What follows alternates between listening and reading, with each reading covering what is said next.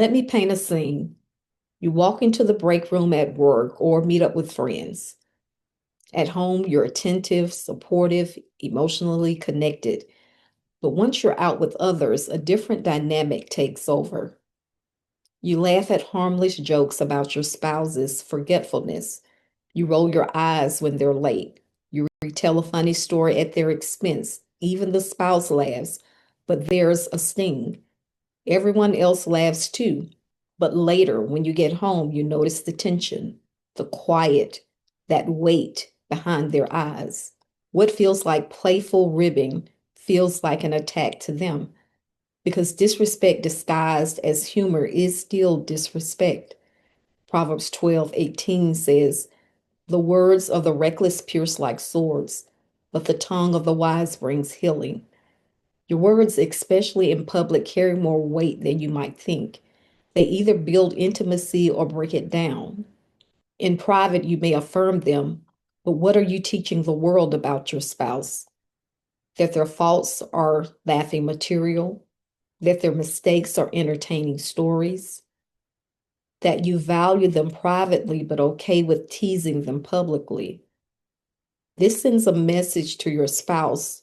Are you my partner only when no one's watching?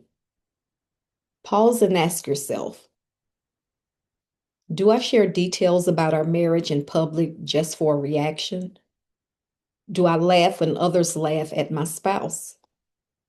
Do I comment on issues in front of others instead of addressing them with them? If yes, you're not just joking, you're modeling a worldview to others that your spouse is fair game.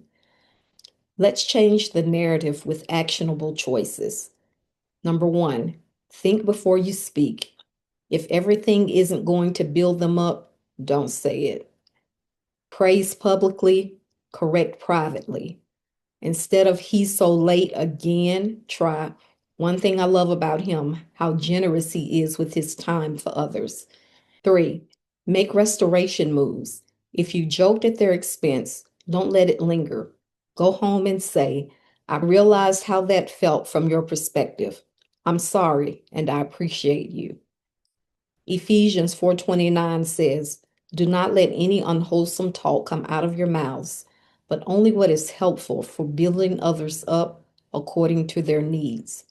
Colossians 3:19 says, "Husbands, love your wives and do not be harsh with them." Words reflect heart posture.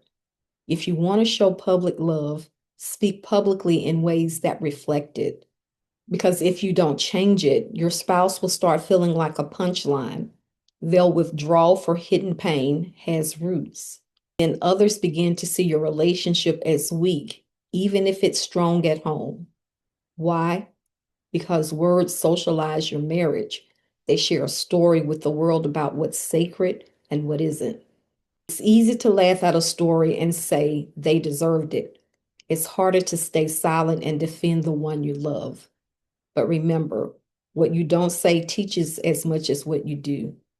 My book, The Etiquette of Marriage, includes real life scenarios, conversation guides for rebuilding tone in your relationship, practical pages to help you track public praise versus public shame in your habits.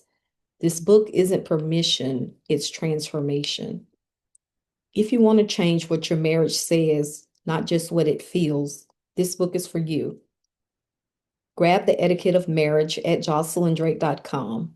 Let's build a legacy of love that doesn't just echo within your walls, but resonate wherever you go.